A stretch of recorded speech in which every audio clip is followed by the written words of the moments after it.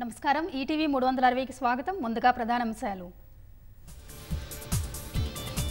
48,21,000 కోట్లతో కేంద్ర బడ్జెట్. ద్రవ్యలోటు 4.9%గా ఉండొచ్చని అంచనా. 9 ప్రాధాన్య అంశాలతో బడ్జెట్ రూపకల్పన.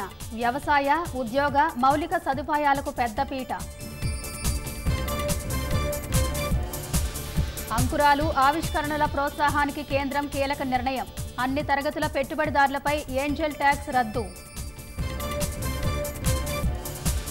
ఉద్యోగాల కల్పన, నైపుణ్యాభివృద్ధికి ప్రాధాన్యత. కొత్త ఉద్యోగులకు ఈపీఎఫ్ఓ చెల్లింపుల్లో మొదటి 4 ఏళ్లు ప్రోత్సాహకాలు. ఉద్యోగ వర్గాలకు పెద్దగా ఊరట కల్పించని బడ్జెట్. కొత్త పన్ను విధానంలో స్టాండర్డ్ డిడక్షన్ 75,000కు పెంపు. ఏపీ రాజధాని అమరావతి అభివృద్ధికి 15,000 కోట్లు. విభజన చట్టానికి అనుగుణంగా పోలవరం నిర్మాణానికి నిధులు.